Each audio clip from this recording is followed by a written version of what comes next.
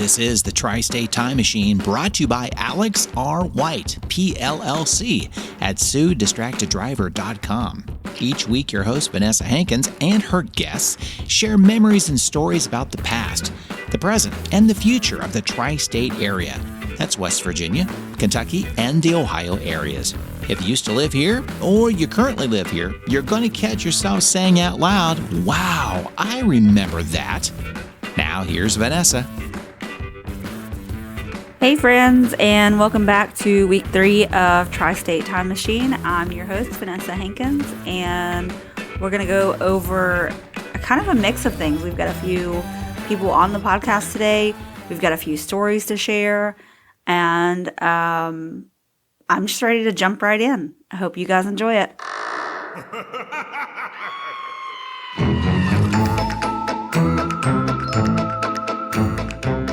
This one is the Ghost of Fifth Street Hill, as told by Thomas Davenport, a listener to Tri-State Time Machine.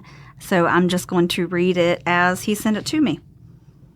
Fifth Street Road is one of the major thoroughfares leading south out of Huntington. The 3-lane blacktop road makes a long, steep climb up Fifth Street Hill from its base at the stone bridge across Four-Pole Creek to its crest as it cuts through the hill.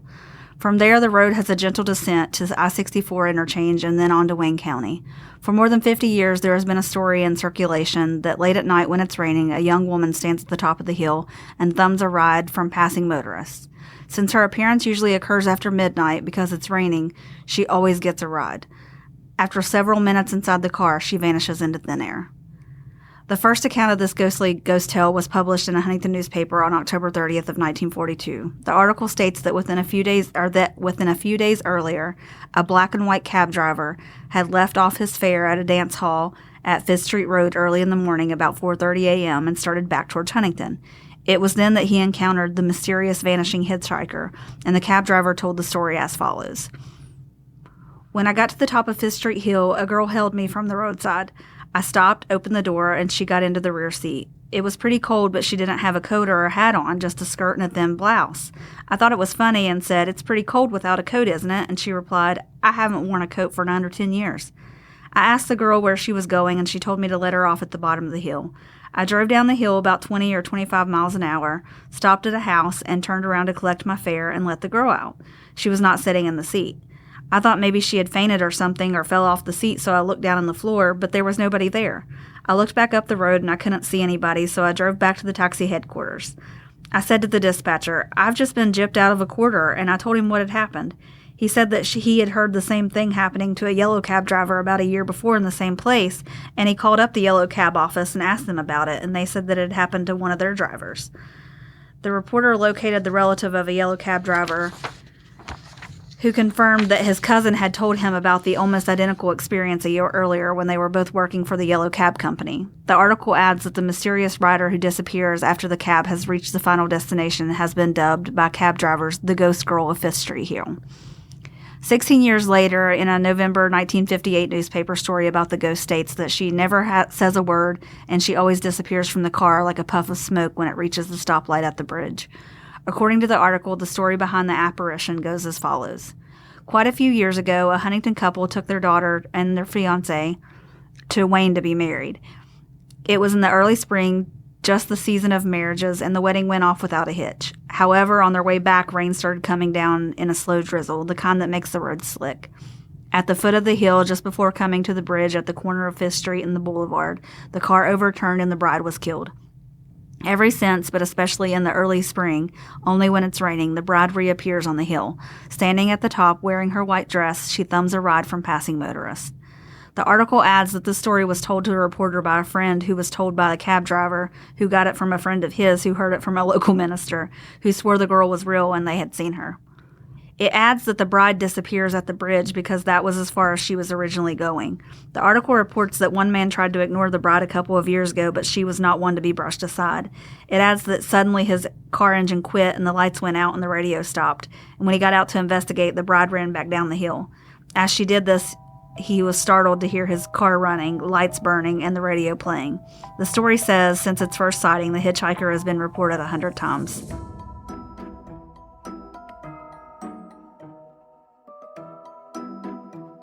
I am here with the one and only Ghostface of Huntington, West Virginia. How are you?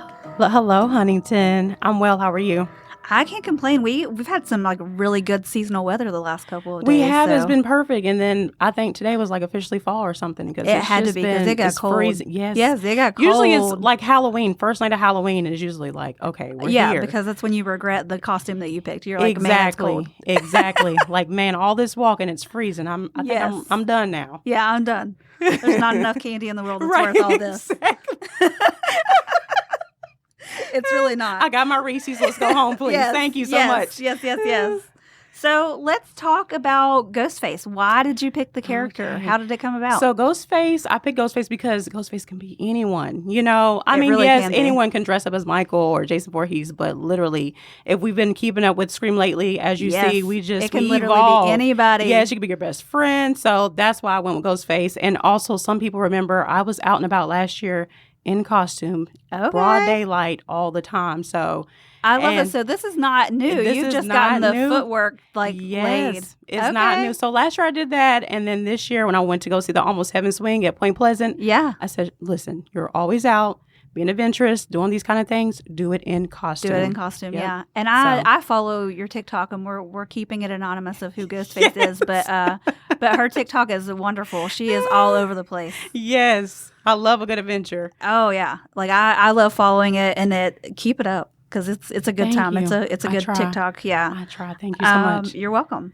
So what is the background? How long have you loved Halloween? So listen, since a child, I talked about it. I don't know if anyone knows, but Downtown Huntington interviewed me first, like my first week of doing my page. Yeah. And in there, I gave the backstory of how one night my dad dressed up as Michael Myers, came up the stairs, had the boombox in the suit, and walked up. And me and my sister were like trying to hide under a hamper, and then he would go out on Dalton Avenue. Not under the hamper. Under a hamper. Like, what are you going to do? Anywhere. He's going to get us regardless. Then he would go out, and this was on Dalton Avenue, by the way. So if you grew up with me, you remember. He would go out when the street lights went off, of course, or came on. And he would literally like terrorize the kids on Dalton Avenue. So he's like the OG. He's the OG of it, yes. And I had an event. He came, and it was the best thing. And I was like, I hope he comes in costume. He didn't. I was very disappointed, but yeah. And my mom, she was not a Disney princess person. Yeah, she would cut on Halloween, and everyone knows this about me. People who know me personally. We do not refer to Michael Myers as Michael Myers. He is my uncle. My mom raised me. That is your uncle. I love it. So even if you ever watch my videos and you hear me talk, I'm like, oh, there's Uncle Michael. It's Uncle Michael. That's Uncle Mike. I love that. Yes, Uncle Michael, Uncle Jeepers Creepers. See, I'm obsessed with relatives. Halloween, but my family didn't get involved. Like that's They a game changer. did. No, Man, they didn't like support it at all, like in the way that you had. Yeah, my mom That's and my dad phenomenal. are to blame. But I love it for me, though. So Halloween has had my heart for a long time. It's so. fantastic. I love it. Now, you have children or a child? I have one son. And does he love Halloween the way you do? It's really funny because he says he doesn't, but the child is the Grim Reaper for the third year. He is going to be working at a haunted house this weekend with me. So he loves Halloween, whether he's going to admit it or secretly, not. deep down inside, it's there. He's more of like Christmas, but I don't know. It's getting to him. It's getting to that point. Yeah. I love it. I love it. So talk about why you took a chance on this character and when you hit social media so hardcore, when it kind of jumped off. So again, Ghostface is actually a favorite. I've noticed that. Like, if you notice, kids always go for Ghostface. He's like a favorite. So, and also, like you said, you know my personal TikTok, and you see how that was doing. So I was like, listen, once I do this as Ghostface, it's a wrap. So I was already kind of doing it. It's just now we're just double time as Ghostface. So I'm just living a double life. That's where we are. Yeah, I feel you. Just That's how I feel with podcasting all the time. I always tell people, I'm like, I live a double life. I get on the mic and I'm a different person. Yes, but it's fun, right? It is. It's so fun. It's. I love that. I can't believe that people still want to like tune in and listen. So I love that for you though. Yeah, it's so fun.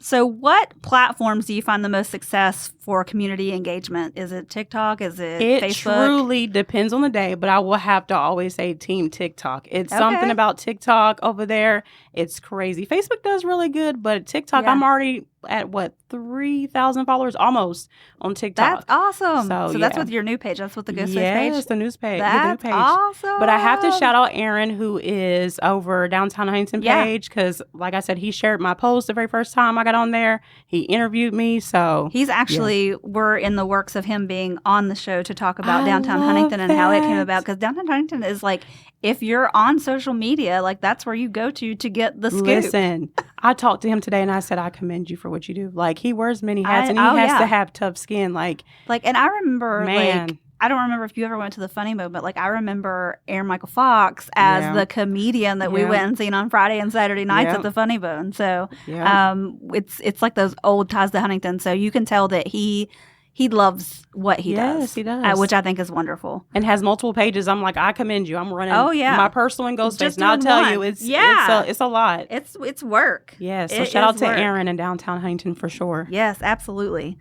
We love you, and we're excited to have you on the show. Yeah, he even came to my event. So that's awesome. I love community support. I do too. Yeah, it's wonderful. So tell me what all you've been up to. Like, what have you gotten to participate in since starting this character? I had my very first birthday party last weekend at Spare that Time. On Facebook. It was the cutest thing. She is obsessed with Ghostface. I loved it. Her family loved it. It was a really, really good time. I had my Ghostface and Friends event. And I almost cried. That was at Ritter Park, right? Yes, I almost cried. Like, I knew people were going to come, but I mean, before I even got there, people were like waiting. It was the best time ever. And for people to just come up to you and say, hey, thank you so much for doing this.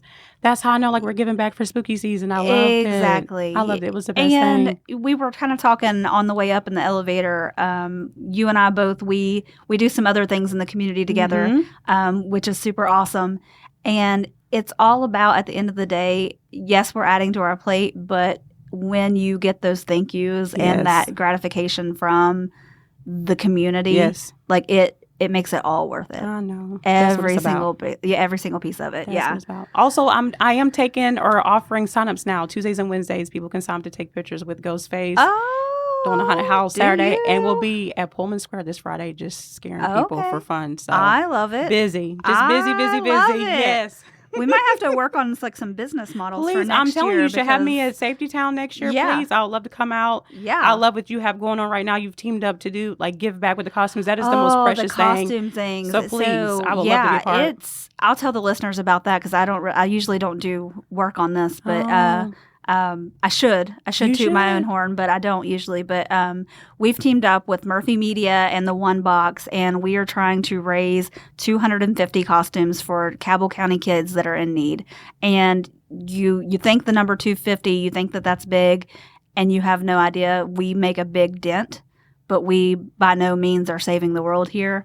We are just giving children the opportunity to participate in Halloween the way that their hearts desire to. So for every costume we bring in, you get entered to win in a guitar, an electric guitar, which is pretty cool because if you're already doing good, why not win something? Yeah. But also, if we hit that 250 mark, we get a mini Cybertruck for our fleet of cars at Safety Town, which is awesome. The kids go crazy over it. We had it in the parade, the fire prevention parade, and adults and children alike were just like nuts over the Cybertruck. So we're excited to have that in our fleet. Yeah. So let's talk about what this looks like moving forward for you. So moving forward, long term, I just like what you're doing. I just want to continue to be a part of that too. It's not just about taking the pictures with Ghostface, but also however I can help. So if you're listening, if you have something going on, this is not just for a Halloween season. Ghostface will come to a Valentine's party. I don't care what it is. So I will do anything. If you want me to come to your girlfriend's job, you don't want me to your husband's job, like I'll do it. I just want to be I feel like assistance. You're going to like sing, dance. You're going to do the whole nine, won't you? Anything you want me to do. So, and I would love to eventually have like a Ghostface in Huntington like parade. Oh, how fun. A food drive, like whatever we can do to like help. So yeah, absolutely. I want to get involved for sure. I love the whole giving back. Yes. So you just answered my next question was do you intend to keep this up throughout the years? And you're definitely coming back for Halloween, right? Every year? Yep. All right, I love it. So we want to claim the first weekend in October as Ghostface and Friends weekend for sure. So Ritter Park, a lot of people didn't get to see me Friday or that weekend that was actually a Saturday, not a Friday. So I want to claim that weekend. So first weekend in October, you guys will see us. I don't think that there's a whole lot going on the first weekend of October. So that's great planning. And I made sure, I was like, okay, let me see because October is like jam-packed. It is. Are you going to, what is it? The Candy Crane event? That is my favorite thing. And they're letting adults do it this year. Yeah, Lauren has so many fantastic events that she does. I think she's first in line, and then I feel like I'm second for October being the busiest month of our lives. Yeah. We don't stop when October hits. Yeah. So shout out to Lauren. I don't know how she's making it, especially being a new mom. Love her, but I'll be at the candy drop, and then are you gonna like go get candy? I'm definitely going to run out there and get candy when they announce it. I don't know if I'm just going to film or be a I don't know. We'll see. I might do both. Do both. If your daughter goes, just say, hey, record your mom getting some candy and we'll go out there. Like, watch this. Yeah. So speaking of Lauren, I went to the Scream event that she had. I was out there as Ghostface. The adult movie night? Yes. That was the best. I'm so sad that I missed out on tickets for that because it looked so awesome. It was. And it was a great turnout. It was. It was a really, really good turnout. I loved it. Camp Mount Anthony Wayne, like, what a venue for and that I'm space. From Huntington. I've lived here, don't think I've ever been. And I went in there and I was like, well, this is the cutest thing. You can rent the whole space and, like, have the giant slumber party. You really can. Art is haunted. You think it's haunted? It's a whole thing. I'm sure it is. It's like Battlegrounds, it's right? It's like the real We need to fact check that, but I'm pretty sure it's Battlegrounds. Yeah. It's got to be.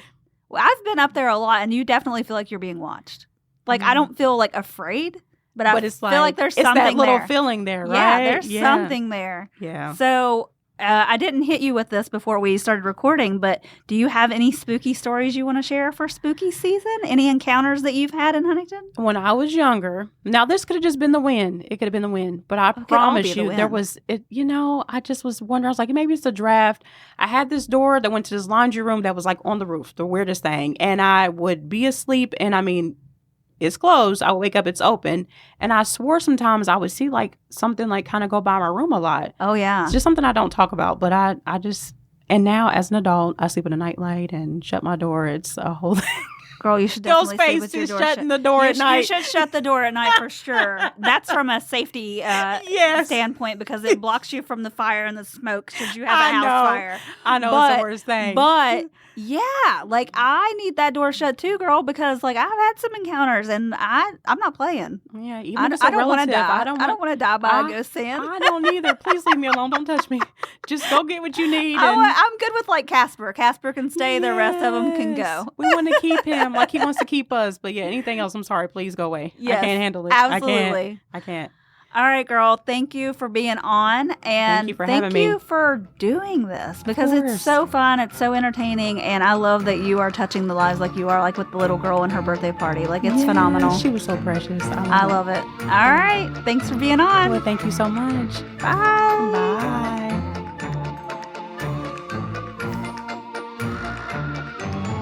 Hey guys, it's Vanessa, and we're here with District 3 hopeful Josh Garnes. Hey Josh, how are you? Doing well. How are you? I can't complain. It's a beautiful weather here in Huntington, West Virginia, I feel like. You don't have to wear a sweater all day long. It's beautiful. It's beautiful. The kids at Safety Town were nuts today in the weather. How are you, Dylan? I'm doing great. Dylan Smith. Dylan, I found him on social media being a total creeper because that's what I do.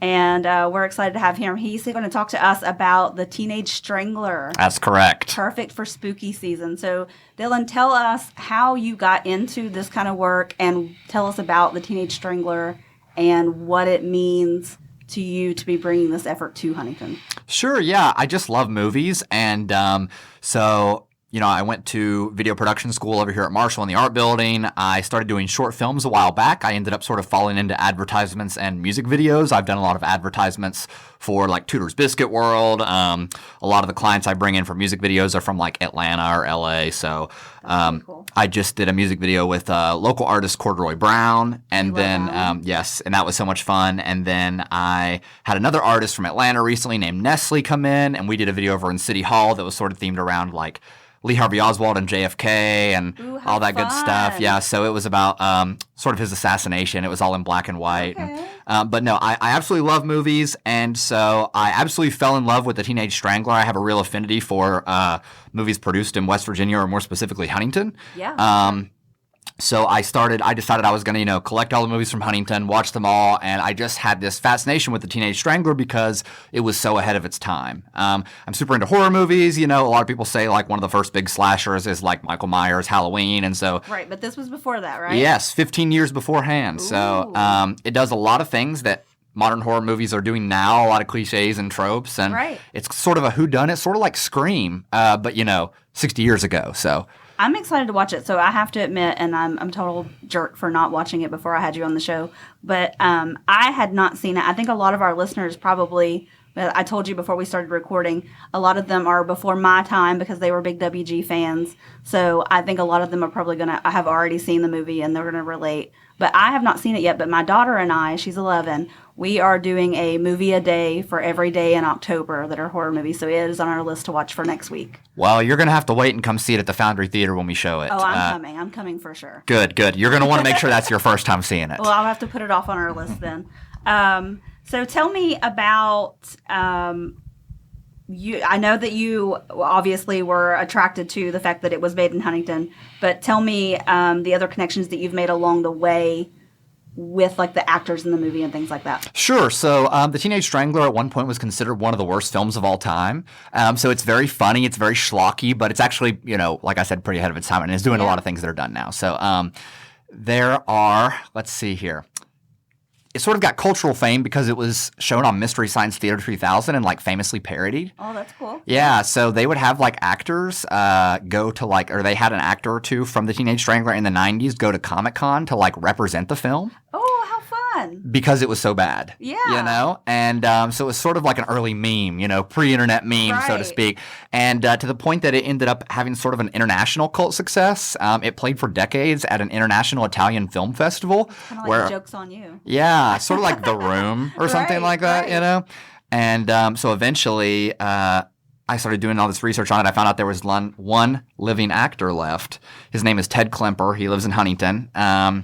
And so I sort of tracked him down and did an interview with him just because I was, fascinated that he was the last living actor and I wanted to hear some things about it. And he filled in some great details. Like there's a point in the film where a police commissioner comes on screen and says, a third girl was killed in Canova, but we didn't see it on screen. And so I've always thought this was just something that happened off screen. But he told us that when the movie was being edited and the reels were being shipped off to New York, like one of the reels went missing on an airplane. So like there are like 15 minutes missing from the film. So we didn't get the Canova snippet. Yeah, we didn't get the Canova snippet. Bummer. So, the movie actually didn't premiere in Huntington because of that reason. It premiered in Atlanta because it couldn't fill a 90-minute slot. Oh. So it premiered at a drive-in in Atlanta with 2 other 1-hour films. Cool. So once I did the interview and Ted kind of mentioned that the 60th anniversary was coming up, I was like, gosh, I've got to do something with this interview, for the 60th anniversary. Yeah. So I started thinking, all right, I'm going to maybe try to find I knew somebody in town had a reel of it. I thought, all right, I'm going to try to remaster this and put it on Blu-ray because people do it all the time. Why couldn't I do it? Yeah. So I got a reel and it had been treated very poorly. Mm-hmm. And so I ended up finding a company that had pressed the movie on VHS and DVD about 10 to 15 years ago called Something Weird. Well, a company on DVD did it called Alpha Video. I called Alpha Video and they recommended me to someone who had pressed it on VHS years ago named Something Weird. I called Something Weird. I think they were in like Pennsylvania. And I love that that's their name, Something Weird. Yeah. I mentioned the movie to her and she was like, oh my gosh. Like she knew like she sang a song from the movie. Like she knew, and she's not even has no connection to here. Yeah. She absolutely loves it. So she ended up telling me that she had a reel that they had, cleaned up with like vinegar and stuff to put on that VHS 20 years ago. She had now sold it to a guy named Phil Hopkins in New York. And Phil Hopkins was cousins with the original producer of Teenage Strangler, Elvin Feltner. So you're just making all these connections like left and right and tracking this down. Right, This yeah. is phenomenal. So I ended up meeting this guy, Phil Hopkins, and it turns out he was already working on a Blu-ray restoration of The Teenage Strangler. Oh, wow. So he has a small company called Film Detective where he has restored 5 other films, and his 6th film that he's working on now is The Teenage Strangler. So we sent him the interview of Ted Klemper, and he's going to put that on the special features of the Blu-ray. Oh, cool. And then so I ended up finding a band from the UK in Australia called the Teenage Stranglers, and they have 2 studio albums completely based on the film. 2 studio albums based on the film. On one movie. Based on one movie. The type of lyrics are stuff like, they're from the UK, you know what I mean? Yeah. But it's very Appalachian lyrics. Like one of the songs says, take her body down to the creek because I'm a teenage strangler, I love that. I'm going to be looking that up as soon as we're done. Yeah. I ended up. Everybody at home too. All right.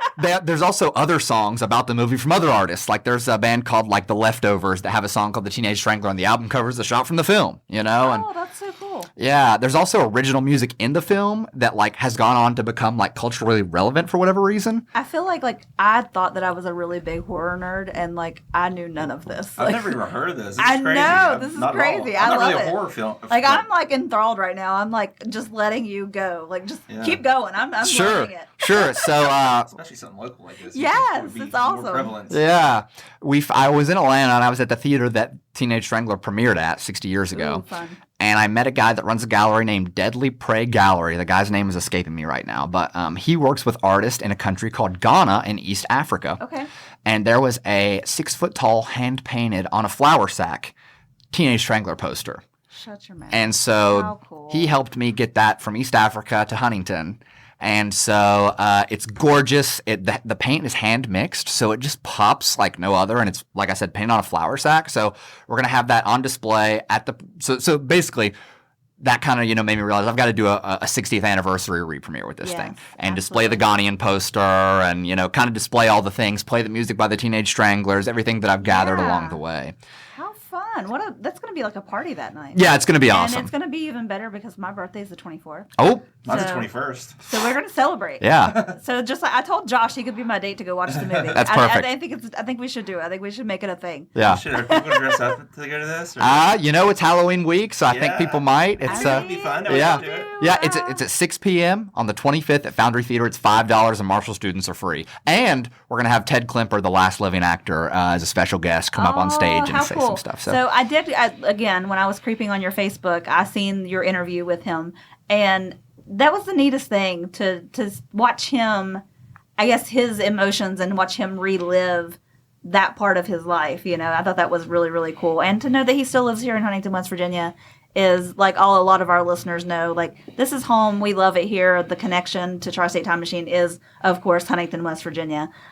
So we love that. And I hope, if you're okay with it, everyone, you can find Dylan on Facebook. Yeah, of course. And you can creep on him. A lot of his stuff is not private, so you can watch those interviews and see things like that. And you can watch Corey Brown's newest music video, which is amazing. He makes he has a cameo that he does right in front of Safety Town. So I'm a big fan. I love it. He's all over town, not just Safety Town, but that's my favorite place. Josh, let's talk about some of your creepy encounters and some of your properties. My properties or one I rented? Let's talk about the Frederick first. You want to talk about the Frederick first? Okay, let's talk about the Frederick first. Or do you want to start with my house? No, we can start with the Frederick. So I love to talk about it. So my office used to be in the front of the Frederick.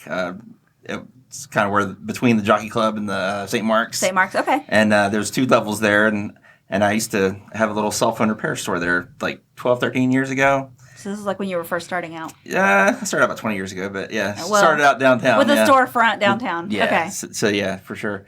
But there's like wooden stairs that go up to my office. And when I would fix phones, I used to, I'd invite the customer up there while I was fixing it and just chit chat with them as I fixed their phone, which only took like 30 minutes usually. So I'm up there fixing this lady's phone, and she's sitting in front of my desk, and I'm, just chit chat, and we hear somebody like with hard shoes, like sound like woman's like it just reminded me like woman's hard heeled shoes walking up those like wooden stairs. So I said, hold on, somebody must have came in. Let me go check. So I walked over to the stairwell and looked down, and there wasn't anybody there, and it was loud. Like it sounded like literally somebody was like right there. And I guess the way I looked up at her, she looked at me and she said, "There's nobody there, is there?" And I said, "No." Knew. Wow. She knew Like from she your knew face. just from facial Wow. expressions. Yeah. Also, so quite a few different things weird happened in that in that location. Another thing that happened was really strange. Was I would occasionally I would get phone calls, like business calls, and I always used to listen to like the music. And I'd have like concerts playing from a DVD, I guess, and it had a surround sound. And of course, it was on low, and I'd just fix phones and then listen to music, and my phone would ring.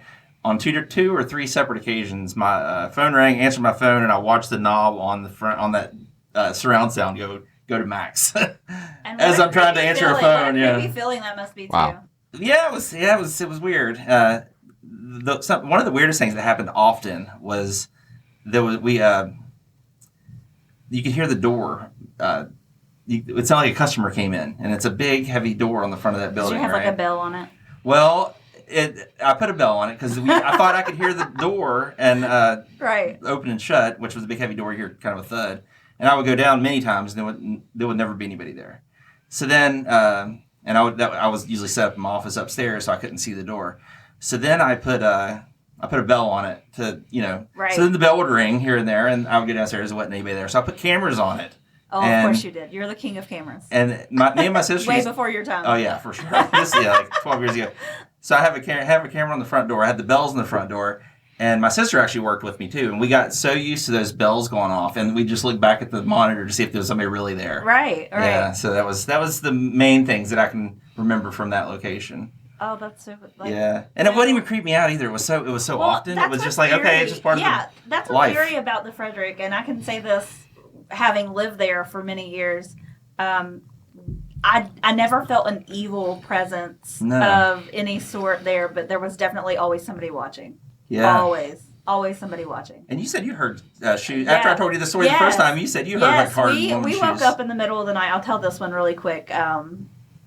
For the rest of the episodes I've done this month, we've been basing stories on folklore in the area, but this is a first-hand experience.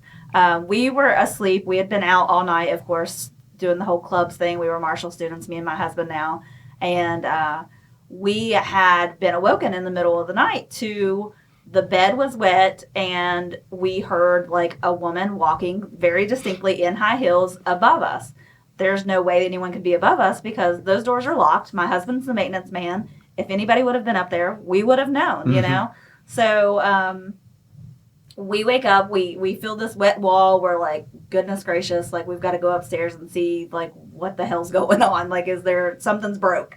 So we get up there and you can still hear the woman walking. You can feel it, you can hear it very distinctly as if she's just pacing the floor, back and forth, back and forth. And we get up there, there's no pipes broken, there's nothing wet, there's nothing going on. We get back downstairs. At this point, we've called his grandpa to let him know that there's a busted water line, something's going on, we're trying to find it. We've got the whole family out, and we get back downstairs, the wall's not even wet, the bed's not wet. That's crazy. It never happened. Whoa. Never happened. Wow. That is weird. But we spent hours that night, and everyone always laughs and jokes, oh, you guys have been out drinking. No, this was not... You can't make up that kind of footsteps. Like, you really just cannot. It's very distinct. There was oftentimes that we would come home, didn't matter the time of day, and there is lamps that line the third floor that almost have like a tropical vibe to them.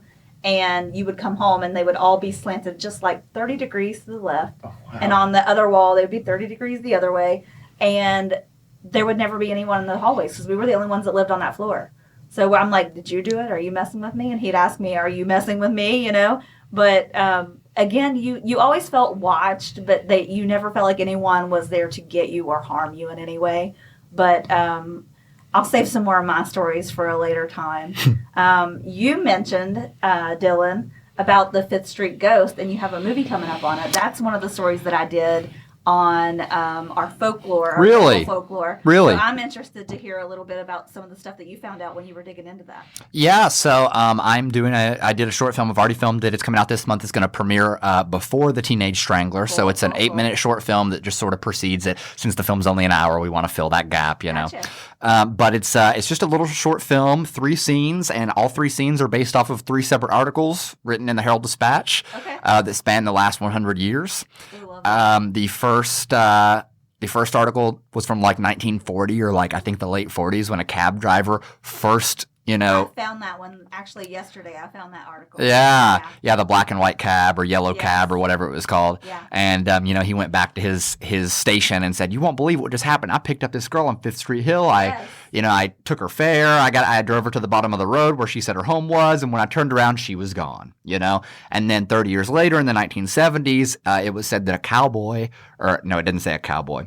It said this guy was driving into town and that he visited a honky-tonk bar. A honky-tonk bar, yes. And so he was coming into town to visit a buddy, and so he had not been in, he wasn't from town. He did not know about the ghost. He picked up a girl on the hill, the exact same way that the cab driver had done 30 years prior. Right. Gets to the bottom of the hill, she's gone, and then he goes to said honky-tonk bar, tells a story to the bartender, and he says, "Oh my gosh, you've seen the Fifth Street Hill ghost." And then the most recent is like a college student that was from out of town that saw her. So I thought, that's a cool. Hear that one. That one's really cool. Yeah, that's a cool tree. I saw that. I can't wait to watch the short film. Yeah, I saw that on like Reddit or somewhere, and I was like, all right, it's time. That's So what I'm doing tonight, yeah. Reddit deep dive. It's been really fun looking up the folklore to tell the stories that I've done this month. I listened to a lot of podcasts, and by no means do I think mine is anywhere near what some of the ones that I listen to, but we have so much folklore and old ghost tales here in Huntington, West Virginia, and even like in Lawrence County and in Ashland, Kentucky, with these being old boom towns. I mean, there's just so much history here that it was really hard to pick which ghost stories to tell. It really I'm sure. was. It really was. But I knew that I wanted to share some of Josh's stories. I love the ones from the Frederick because, of course, that's our family home. We love it. And we're really thankful to have you here with us, Dylan. Of course. I think both of you. I think this was a phenomenal, fun, little quick episode.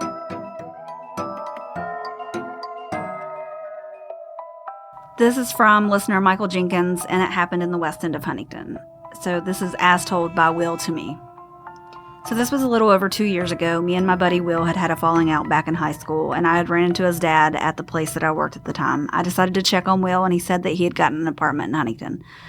Me and Will are kind of opposites on the whole paranormal thing. I'm a skeptic, but it interests me. Will is a hardcore believer and says that he's had multiple experiences and sightings. Anyways, I went to Will's place and we had a few drinks. I met his fiance and we caught up over the few years that we hadn't talked. Then as we're talking, Will and his fiance start talking about the ghosts in their apartment. I thought it was kind of ridiculous at first because of how detailed they were. Like one ghost was a girl who had drowned, so she was wet all the time. Another ghost mimicked his fiance's dad's voice.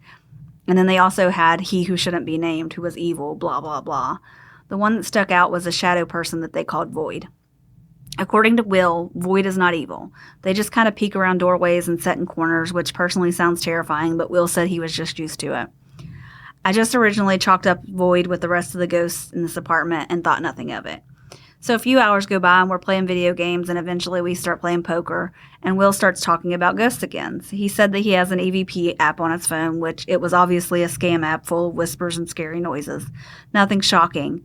But then Will tried communicating with Void and had us all go into his kitchen to see it. Will's apartment had like a front door at his kitchen, and to your right was the hallway, which led to a bedroom and had a bathroom and a half hallway. And then halfway down was, on the left, was the living room. It was still daylight, so you could see into his bedroom, no problem. Will had me staring at his bedroom looking for the shadow person, and honestly, I didn't see anything. I kind of stopped paying attention and just listened to Will ramble on about how he could see Void and how he's waving to him and stuff. About halfway through him talking, I glanced at the bedroom door and I saw a little black dot about halfway down the left side of the doorway. I had to check myself, so I started looking at it and it just kind of started glowing a bit. In like the 5 minutes it took of me looking at this thing, it goes from the size of a golf ball to a baseball. I didn't say anything to Will, and we just went back to the living room and played more poker. When I left, it was dark, but I looked back into the bedroom, and the little black sphere was still in the same place. I really can't explain it, and I don't know if it's just me being crazy or what. I can't explain it. I felt like if I was just seeing things, it wouldn't be in the same spot hours later when my mind was already off of it. So what do you think, listeners? Do you think Michael saw Void, or do you think his mind's playing tricks on him? Guys, was that something or what? I am loving spooky season. I am loving sharing all this stuff with you guys. I'm loving all the interviews. I'm loving the stories. I'm loving the information. I'm loving all things spooky Huntington. But I thank you guys so much for joining me. You come back each week, and over, I am left speechless, honestly. I can't believe you want to listen to me, of all people. And I can't believe you're taking time out of your busy day to make time to listen to me. So I'm thankful. I'm grateful. I hope you keep coming back and you join us next week for our 4th and final spooky season episode. Thanks, guys. Love you. Thanks for listening to the Tri-State Time Machine, brought to you by Alex R. White, PLLC, at SueDistractedDriver.com. If you have a memory you want Vanessa to talk more about, just send her an email at tstm@mail.com or post a comment on the Tri-State Time Machine Facebook page. Did you like the episode? Be sure to share it with friends and family. It's the only way we can continue this fun work that we do. You can find a link in the show notes that you can use to share it. And be sure to let our sponsors know you like the podcast as well. Their contact information can be found in this episode's show notes.